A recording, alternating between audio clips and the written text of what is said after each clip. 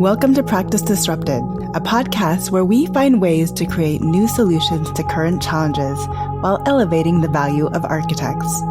I'm your host, Evelyn Lee, an architect who spans tech as an angel investor, startup advisor, and founder of Practice of Architecture. Whether you're a seasoned architect or just starting in the field, this podcast is your gateway to think differently about the role architects play within our global community.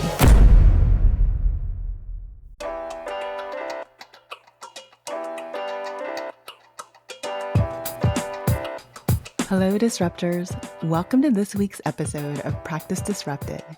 Today, we're exploring the intersection of design, technology, and the human experience with Mark Collins, architect, educator, and co-founder of Morfolio, the creative suite behind popular tools like Trace, Board, and Journal. Mark's journey spans academia, private practice, and entrepreneurship, from teaching at Columbia's Cloud Lab during the early days of paperless studios to building a bootstrapped company that now reaches over 1 million designers worldwide. His story embodies what it means to blend analog craft with digital innovation. We'll talk about how Morfolio's founders turned curiosity about the iPad into a decade-long experiment in redefining drawing for the digital age, how staying small and independent has allowed them to remain deeply connected to their users, and how Mark envisions the next wave of technology, from AI to augmented reality, empowering architects rather than replacing them. Let's dive into the conversation about the evolving tools of design, the power of community, and the art of keeping the human at the center of technology. Hi, Mark. Welcome to Practice Disrupted. Thank you for joining us today. Well, thank you for having me, Evelyn. In the beginning, we do a brief overview of your bio in the intro, but I'd love to hear in your own words. Tell us a little bit about who you are and what you do now.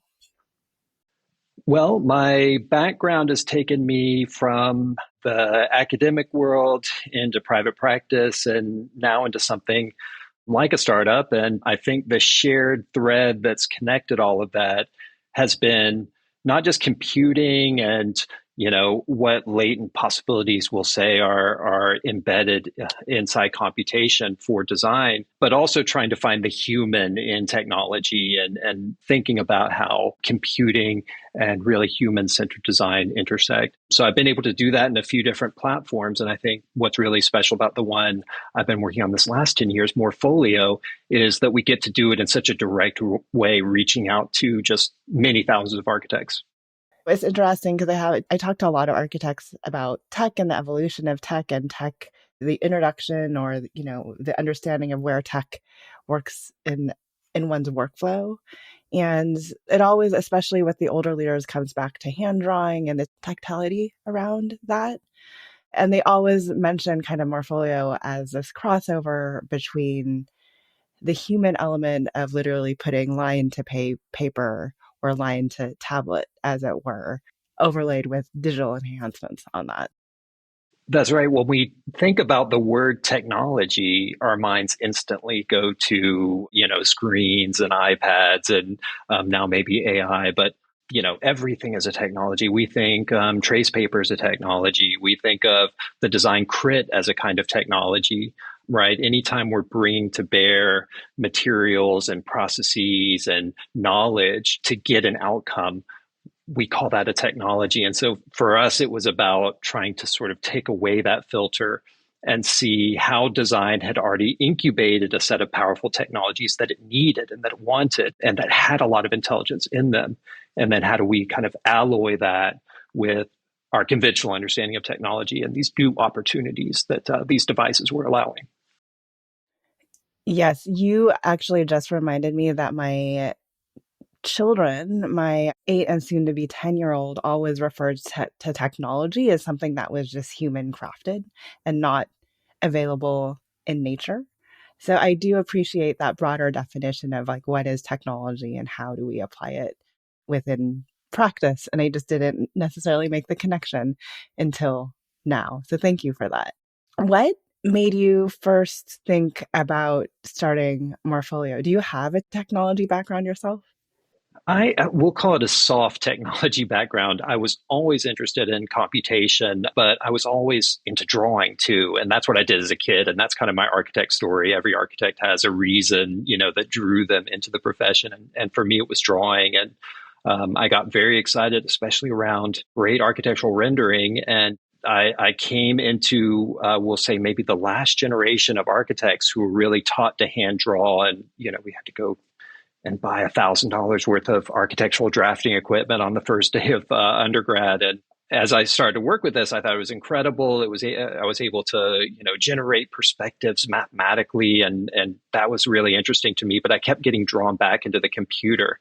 And when it was time to actually go to grad school, I decided I needed to be at the place where the computer was really being put at the forefront. And so I ended up at the Columbia GSAP, and that was where the paperless studios were happening. And there was a lot of excitement around digital architecture and what that would mean for not only what architecture looked like and what it did, but how you created it too. And it was very process oriented, which I was very excited about. There, I kind of met the network that would eventually become Morfolio. And there's a few special people that I met in that network, which became the four founders of Morfolio. But at the beginning, we were all kind of working in our own little areas and kind of, we'll say, climbing this ladder for me, which started from scripting inside of conventional modeling software to then writing plugins for those softwares to then just making my own software that really would become specific to a project. So every time there was a project, there was a new software, and sometimes it would come with a UI and sometimes it wouldn't. But I would use that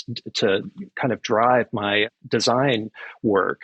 So at the same time, we had an opportunity to stay at Columbia because of some things that the dean at the time, Mark Wigley, was doing, where he was allowing different faculty to create these research labs. And it became this kind of Cambrian explosion of ideas around what architecture could do and be. And we had the opportunity with my partner, Toru Hasegawa, to found the Cloud Lab, which was looking at all these different kind of devices and this exploding device culture that was happening around fabrication, but also around brain-computer interfaces, touchscreens, eye tracking, 3D scanning. So it was a very kind of pregnant moment with all of these devices landing. And the iPhone happened. And that was a special moment, and it immediately caught my own attention and many others. And obviously, it was a really breakthrough device and a combo of technologies that worked beautifully together. Because we were already working around so many technologies and what they could do for architecture, we really saw it as this incredible platform, just loaded not only with things that could sense the environment, but maybe things that could act on the environment. So we got very excited, and I think the day that the iPhone SDK came out, where you could actually make your own software, I went out and bought a Mac that day. It was my first Mac that I had ever owned, just to develop on this thing. And we immediately started making software. And that drew in, at the time, some of my other co-founders, Anna and Jeff Kenoff, who were also really excited about this device. And the iPad landed, and we knew that this was the moment where a lot of exciting things were going to happen. And it was kind of met actually with a little skepticism and we'll say lack of things happening on that platform in its first year or two. I remember some people saying, well, this is just a big iPhone and it's not really exciting. And if you go back to the software culture at the time, there was a lot of excitement around gaming and there was a lot of excitement around location-based things. But creative utilities and creative design were not really on the forefront. And we thought that was a big miss from the big software companies to not show up there in day one. And that started our initial experiments, putting out, publishing software on the iPad for the first time. And that was met with such a response and grew and grew and grew into the Morfolio apps that we know and love today, Trace and Board and Journal. You've talked about the technology side. The other flip side of this is just kind of the start and birth of an actual company and what it means to stand up a company. Did you have an entrepreneurial bug in you? At what point did you guys decide like this could actually be something that supports our livelihood? It happened very slowly. I'll say that the entrepreneurial aspect of it was part out of interest in that world. I'll certainly say we were looking all of us, I think, to redefine what it meant to be a design professional and thinking about that in a broader way that could allow for more kinds of activities like creating software.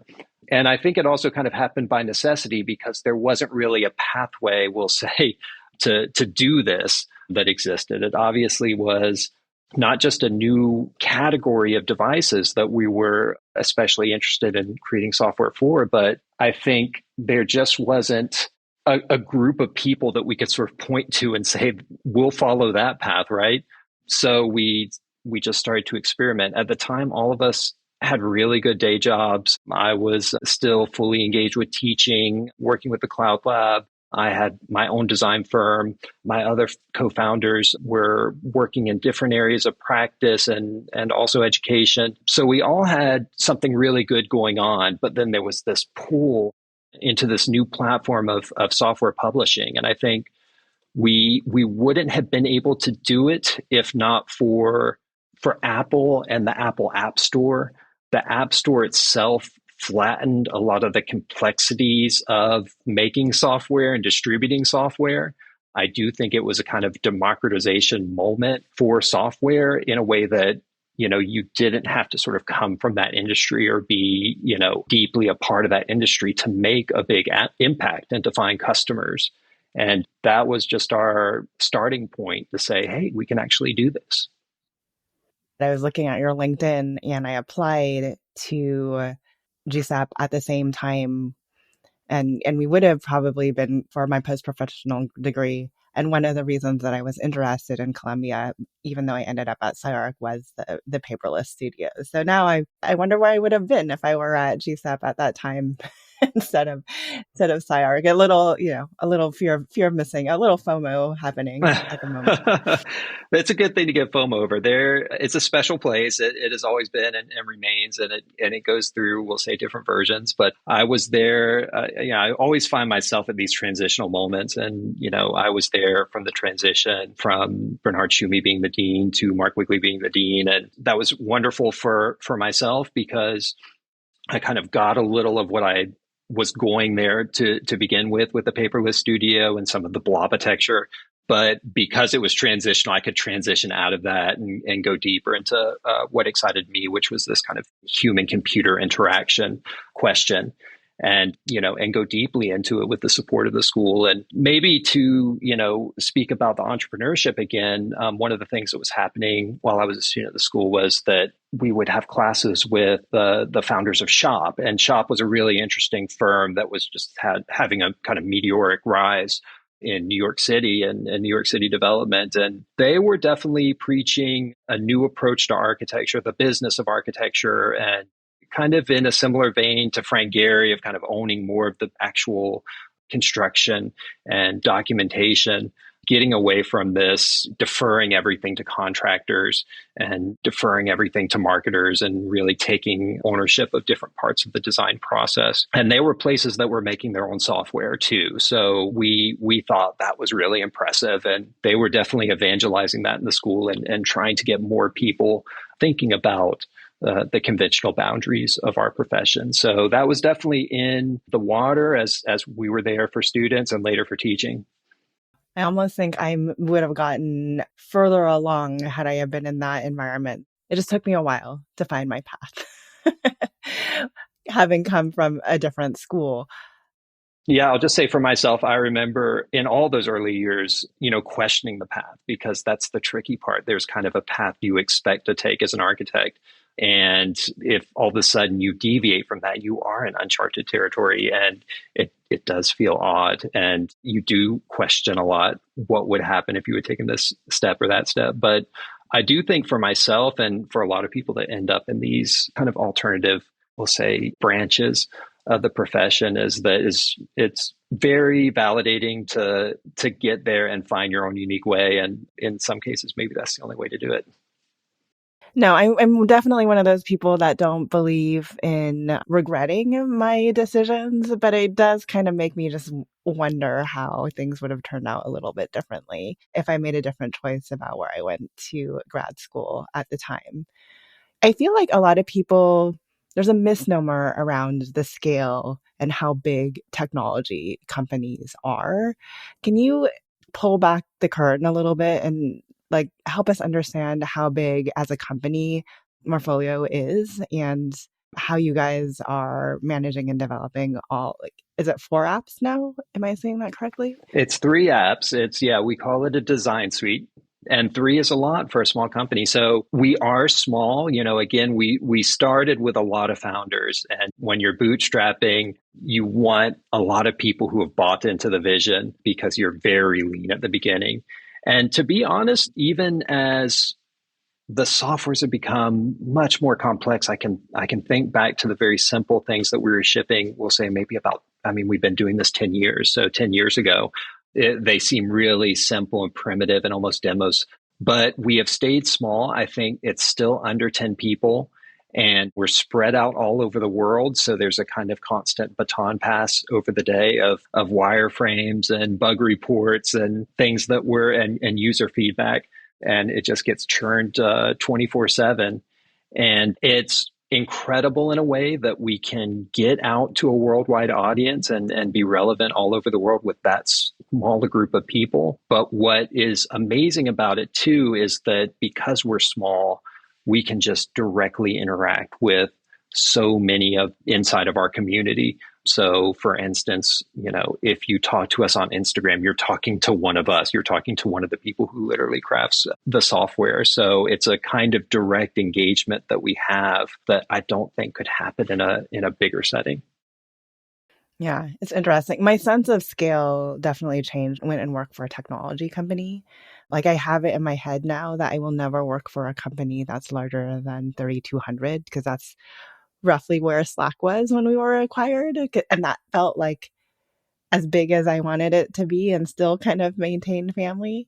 10, I think in architecture terms is small, but it's kind of the tipping point of what we consider like small to medium size firms. Like it scales up really quickly in architecture. So it's just interesting the differences in culture and what you're able to do at the variety of different scales.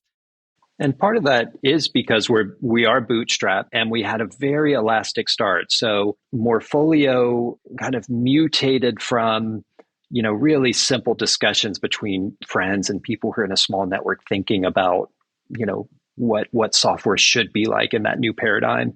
And then, just organically evolved into small prototypes, then into more sophisticated projects. So I think if we had known how much work we were getting ourselves into, it helped that we were, I think, a little naive in getting started. And like I say, that effect of Apple and an app store flattening a lot of the complexities in terms of distributing the software really just let us focus on, what features and what technology can we bring into a space that's going to assist design and propel it forward in really substantive ways. And we could sort of remove all the extraneous parts of the process and just focus on that. So, yeah, so when we first started, it wasn't a company per se. It was the Morfolio project. And I think the very first software we ever put out there, it was just a grid of faces. And the grid was just our friends. And we click on each other's faces and you'd see what they were working on that day. It was like a really simple app. And we were able, just to grow, we'll say, in layers from that moment and discover the things that were really going to be most powerful on the iPad. And very quickly, we found that drawing was, one of the most fantastic things you can do on that device. And just from feedback and from experimentation, we were able to, in a sense, kind of create these three different apps that now have a life of their own. So you keep mentioning bootstrap, and for all intents and purposes, I would say most architecture, especially small architecture firms, when they start out, are bootstrapped. But in the technology sphere of things, can you help us understand, or even illuminate for me, why you didn't consider pursuing VC or under other funding, and why you kind of intentionally grew in a very bootstrapped way, which really just means that you are self-funding it, right? As opposed to other investors coming in and putting in extra capital. Absolutely. And I think I'm not sure intentional is the right word there. I think there was If there was an intentionality, it was definitely to preserve the focus on architecture and the focus on drawing and the focus on these things that we were very excited about. And I think, there were along the way, I mean, we've been doing this for 10 years. We've had lots of conversations, lots of people that we would like to collaborate with and do things with, people that have wanted to be part of Morfolio's success. And I think just the reality too is doing this for 10 years. We've seen so many of our competitors, explode and then, extinguish. We've seen people bought and then, totally languish. And so you do see this kind of churn that happens, especially around VC funded companies. And I think, the reality is just, not only do, the founders give up, a lot of the company to do that, but they also accept in a whole set of pressures and timelines and things like that.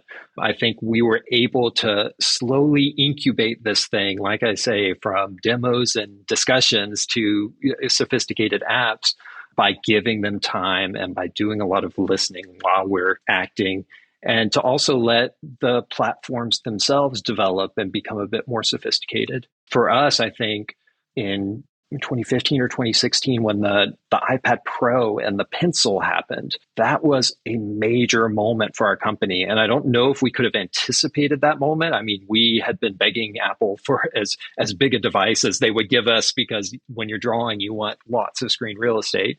And of course, like everybody had been using giveaway conference styluses for the years before and kind of making do. So that moment was terrific.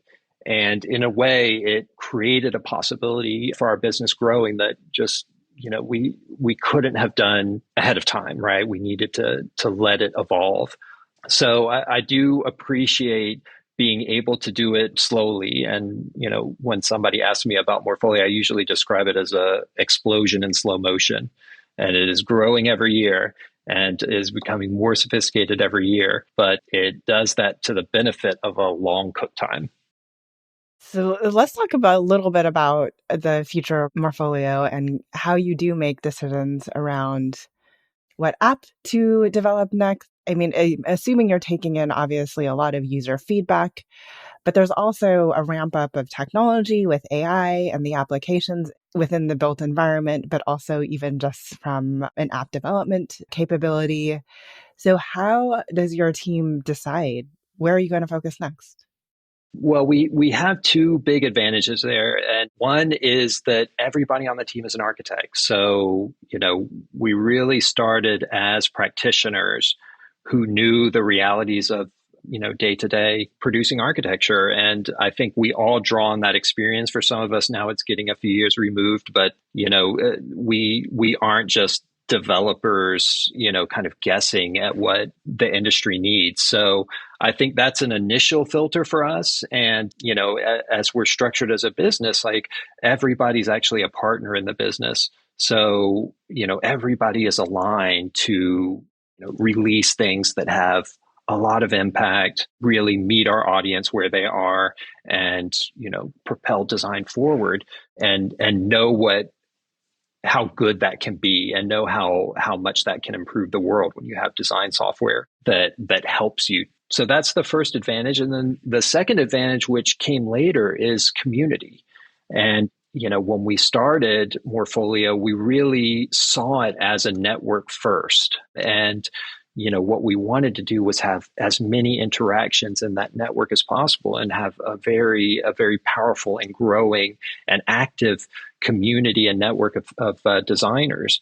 And in some ways, that network has been diffused out. It not only lives inside of the software, but it's diffused out into places like Instagram, where there's a really incredible back and forth between our users and posting what they've made and people posting how to do things.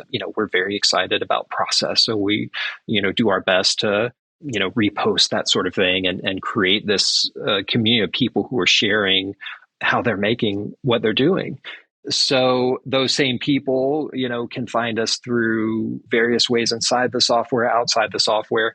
And so there's a healthy dialogue now, both internally about how to improve architectural software. And then that loop gets even bigger across the community, which is, something like certainly more than 1 million architects now as part of that community. So it's a powerful feedback mechanism. We tend just to listen to it. I mean, that's when we're at our best, is when we're providing a little, the community picks up on it, tells us where we need to go next with it. And, a seed that can start as a new feature, a new functionality, kind of develops and develops and develops into something quite powerful over time. What does innovation look like within Morfolio? And I know I'm saying this from a software perspective, but tech is giving more to people like me who are non-technical to do more things, but it still doesn't come without a learning curve. So how do you guys make space for, you just kind of touched on the listening part, but even, building up your own skills and deciding like, what can we as the current team actually build out? Do we need to bring in other expertise to understand it? And where does that innovation come into the process? So the original premise of Morfolio was to fuse analog technologies together with digital technologies. And so it can be technically challenging to live up to what those analog technologies actually do and what they allow. The most visible things right now in the world of digital technology is artificial intelligence and augmented reality and things like that. But just to make really superlative drawing and a pencil that feels like a pencil and a stroke that embodies every bit of intelligence that's coming out of that hand-eye coordination is really challenging too, and requires tons of technology. So what we've done is we've created kind of a hybrid. We have one part of our app that's incredibly bespoke.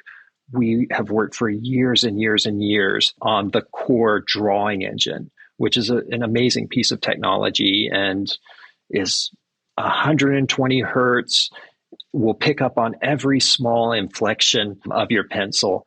And the goal is to carry all that information forward into the drawing, because I think, when drawing is working and nothing is getting removed, then it's itself an incredibly capable way of communicating and thinking. So we largely just want to get out of the way of that, but it takes a lot of technology to do that. So that is kind of our focus and our bespoke effort inside of this, much more complicated thing that is all the apps. And then outside of that, we depend on Apple and some of these big technology companies to be able to flex their muscle and deliver some things into the platform that we can build on top of. So we're just standing on the shoulders of giants. So that's, for instance, we have this incredible feature inside of Trace called Room Scanner. And you can basically pull out your iPhone or you can pull out your iPad. You can wave it around in a space. It will use the LiDAR scanner on the device, which so you have a 3D scanner on your phone, and it will make a beautiful model, very accurate, but also very clean of your surroundings. That will already show up in the Trace 2 scale. So you can immediately pull out a ruler and start drawing on top of the space in real scale.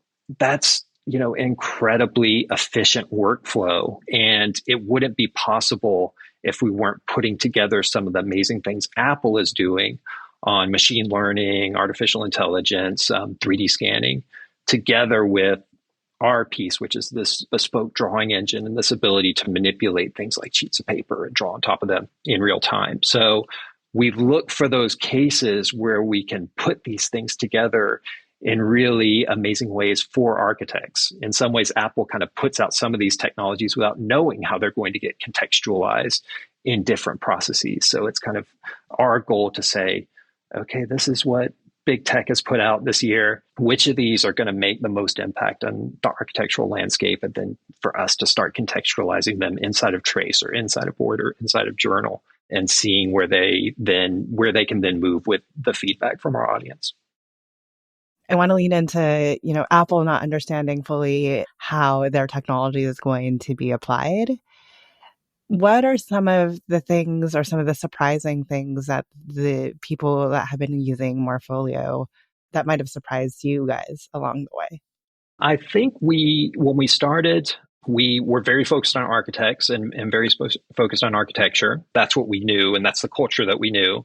And it's found its way into the app in many different ways. Obviously, the apps are tremendous for making architecture and architectural workflows, but also maybe they have the aesthetics of architecture. We started to hear from people outside of the architectural world how they were using trace. And some of the people, it was incredible. We were hearing from cartographers. We were hearing from, people were using the maps tool in trace, and they were asking us how they could adjust it when there were hundreds of miles on the ruler. And we said, hundreds of miles on the ruler. And they were measuring kind of like national parks or something like that. It was just this scale, this large scale that we hadn't fathomed. But because it's software and it's smart, it was doing it for them. And then on the other side, we started to hear from people in the medical field, and they were going smaller, right? They would be zooming in on a tooth or something like that and using trace in doctors' offices and things like that. So we did find that if we originally had to imagine, well, this is architecture, but it's going to go on to landscape design and engineering, industrial design, it found its way into events. It found its way into medicine. It found its way into cartography.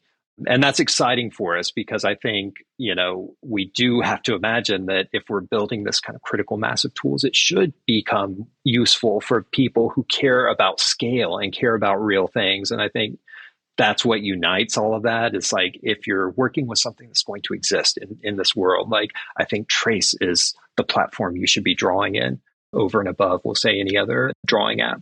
And that's a place that we can be most useful. Do you miss just being 100% in practice at all? I definitely miss this feeling of having closure. maybe some buildings, they haunt you. Others, like, you're able just to do them and get the photography, and you have this thing in your portfolio. And I think just the other day, I was just like flipping through some old portfolios of mine, thinking like, oh, how nice was it that I could just make projects and then be done with them. At this point, all of the apps are kind of ship of Theseus, have been made, remade, and remade with the expectation to keep doing it. I think Trace is on its fourth drawing engine that we're creating now, each using a different technology under the hood. And as your ambitions grow, you just have to keep packing more into it. So yeah, we basically are in a habit of remaking a lot of things and working on one project, we'll say, for a very, very long time. So that can be challenging. It's not the same kind of milestones that we're used to in the architectural profession. But the upside to that is that we get to correct all of our mistakes. So, we don't have to leave anything be and can always come back. Yes. And you are your own client then in some respect, even though you have many other clients, millions of clients to keep happy too. What is next you mentioned a little bit about growing, but you're also a 10-year-old company that has stayed to 10 people. So, what do you envision next, or what would you hope to be the legacy of Morfolio when you pass it on to the next generation of leadership?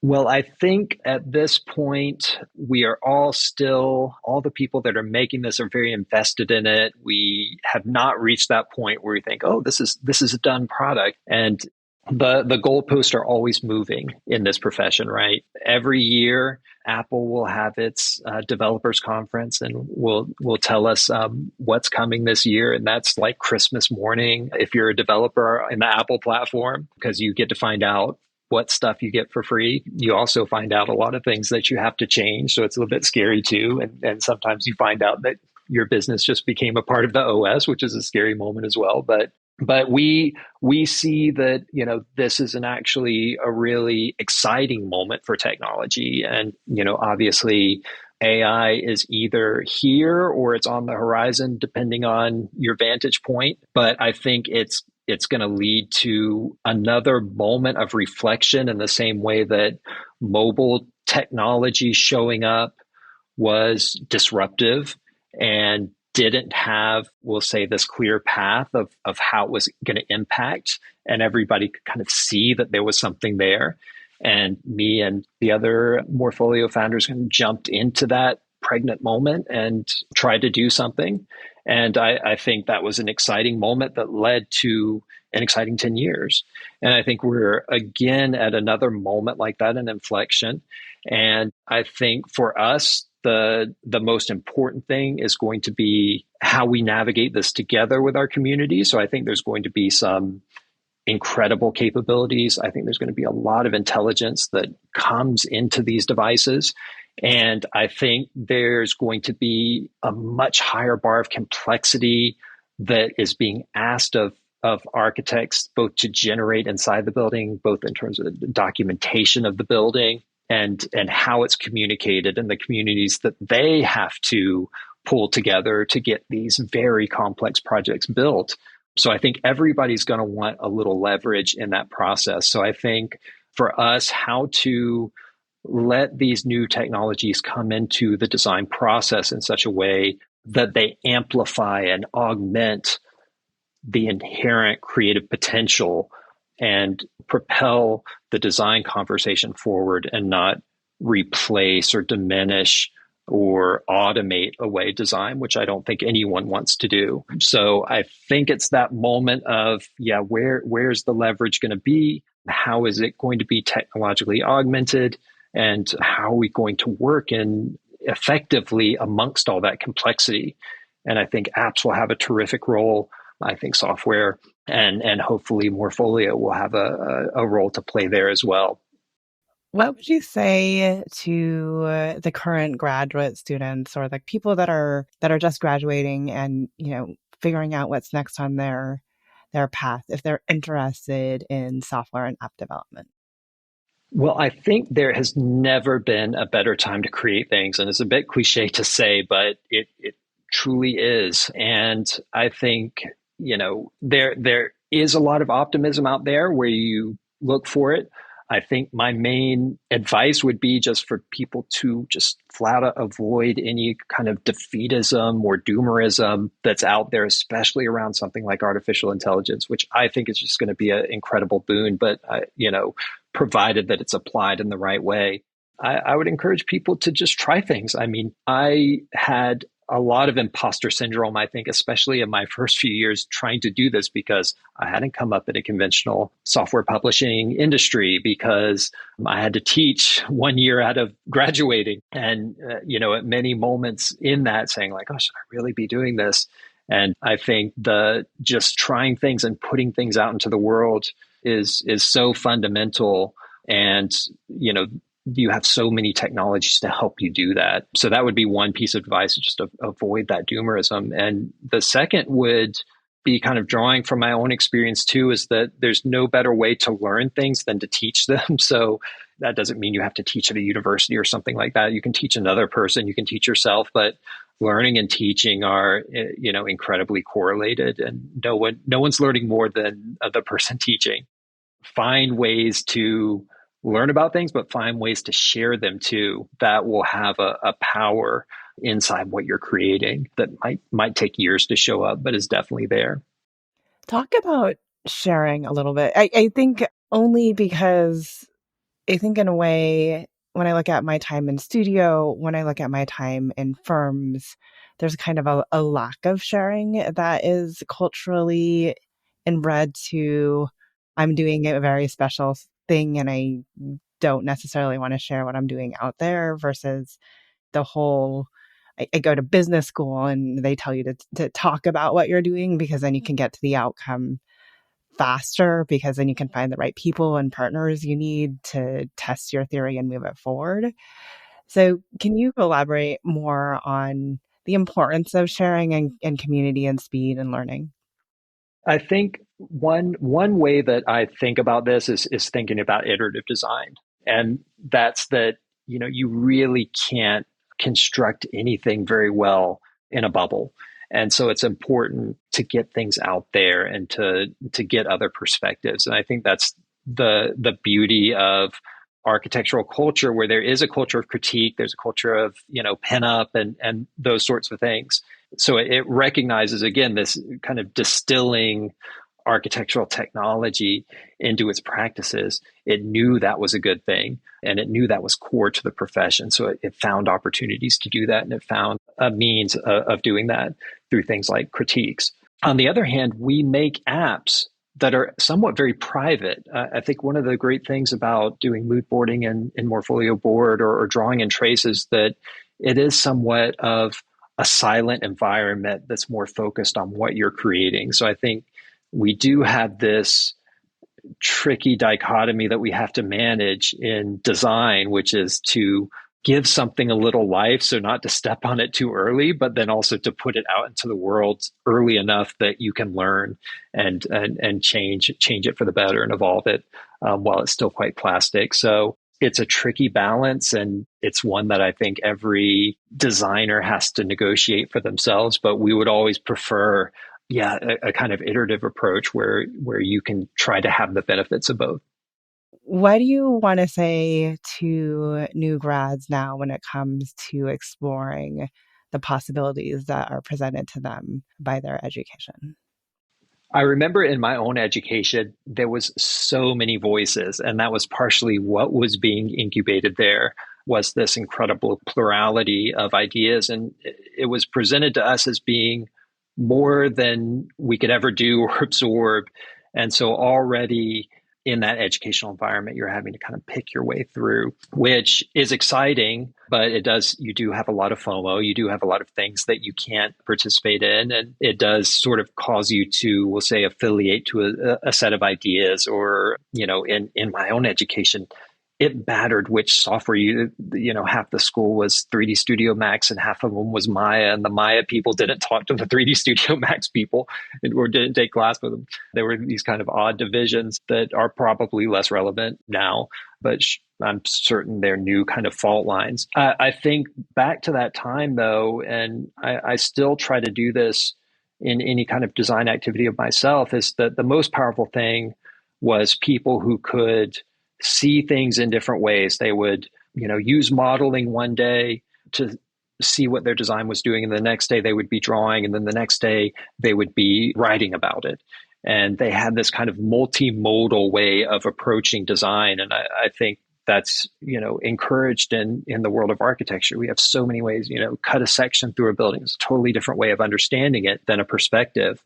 And so we have a lot of different ways of visualizing and interacting with our design work. And, that multimodal nature is something that I think everybody should be bringing to whatever they're doing.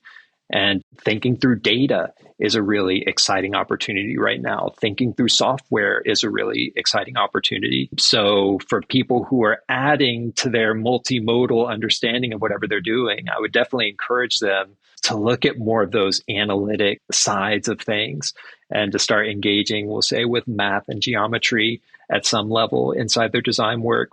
And I think if they start to do that, a new dimension of architecture will emerge for them, and certainly some different kinds of skills and different kinds of ways of interacting with software will emerge very organically for them. And I think those skills are just as valuable now as, we'll say, conventional drawing skills or, just design intuition.